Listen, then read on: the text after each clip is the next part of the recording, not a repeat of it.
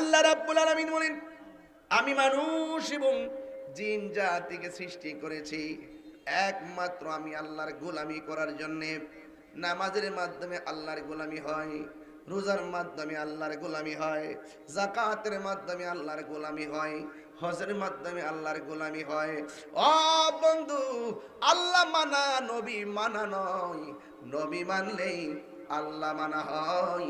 কারণ আমার নবীর মহব্বত হলো ইবাদত কবুলের পূর্ব শর্ত। কথা বলেন ঠিক কিনা? এই জন্য আমার নবী বলেন, উম্মত, জীবন্ত বকরির গায়ে থেকে চামড়া তুললে যত কষ্ট হয়, এর চাইতে বেশি কষ্ট হবে মানুষের রুহটারে যখন বের করা হবে, শরীরটা একদম রক্তগোলা পানি হয়ে যাবে। ও বন্ধু, শুধু তাই নয়, আপনার গায়ের মধ্যে যে হাড্ডিগুলো আছে, হাড্ডিগুলোর জোড়াগুলো খুলে যাবে, আর রগগুলো আছে, রগগুলো টাস টাস করে ছিঁড়ে যাবে। সেই দিন স্যালাইন দিলে স্যালাইনের পানি ডিসকানেক্ট হয়ে যাবে, কারণ রগগুলো ছিঁড়ে যাবে।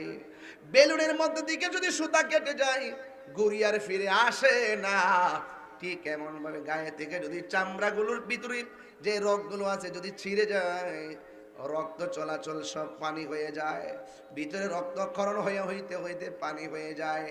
এই জন্য আমার জরুন্ডার বাবা, চান্দিনার বাবা পায়ের মধ্যে হাত দিয়ে বলে যায়, একদিন আমি চলে যাব, আমার একদিন আমাকে চলে যাওয়াই লাগবে। এই জন্যই তো আমার নবী, আপনার নবী রহমাতুল লিল আলামিন বলেন, একদিন আমি রাতের বেলা ঘুমায় রইলাম, ঘুমের ঘরে আমি স্বপ্নে দেখলাম জিব্রাইল আলাইহিস সালাম আমার হাতের মধ্যে ধরছে। সুবহানাল্লাহ, কটা গেলে গেল।